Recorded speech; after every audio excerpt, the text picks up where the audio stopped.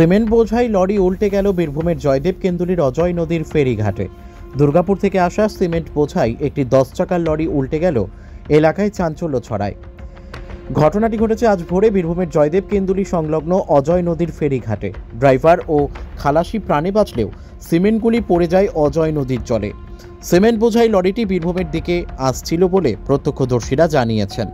হঠাৎই নিয়ন্ত্রণ হারিয়ে লরিটি উল্টে গেলে এই বিপত্তি ঘটে। গাড়িতে অন্তত 500 বস্তার মতো সিমেন্ট ছিল। এই দুর্ঘটনার খবর পেয়ে তড়িঘড়ি গাড়ির মালিক ও সিমেন্ট কোম্পানির কর্তৃপক্ষরা ঘটনাস্থলে আসেন। জয়দেব কেন্দুলির স্থানীয় শ্রমিকদের নিয়ে সিমেন্ট ভর্তি ব্যাগগুলি উদ্ধার করা হয়। অনেক ক্ষয়ক্ষতি হয়েছে বলে জানা গেছে। জয়দেব কেন্দুলি থেকে জয়ন্ত মণ্ডলের রিপোর্ট, এস নিউজ বাংলা। ওই ভোর 4টে নাগাদ ও আসছিল, আস্তে আস্তে গাড়ি সাইড দিয়ে পাল্টি গেছে। হ্যাঁ, এবার এসে ড্রাইভারকে কিছু লোকজন এসে বার করেছে, ঠিক আছে, কিছু হয় নাই। হ্যাঁ, এবার আমরা এসে এই গাড়িটা খালি করছি। সিমেন্ট ছিল। না না, ওদের কিছু হয় নাই। হ্যাঁ, ওরা ভালো আছে। প্রশাসনের ব্যবস্থায় সেটাও বলতে পারবো না, অনেক ভোরবেলায় হয়েছে, সেটাও বলতে পারবো না কিছু। গাড়িটা সাইড দিয়ে গিয়ে উল্টে গেছে।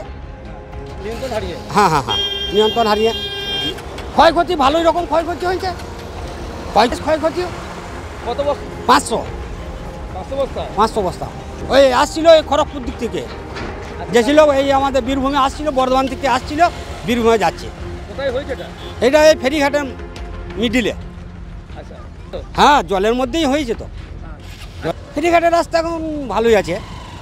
হ্যাঁ, কী কারণে এবার ভোরবেলায় হয়েছে, হয়তো ঘুমিয়ে গিয়েছিল, এইরকম ভাবেই হয়েছে।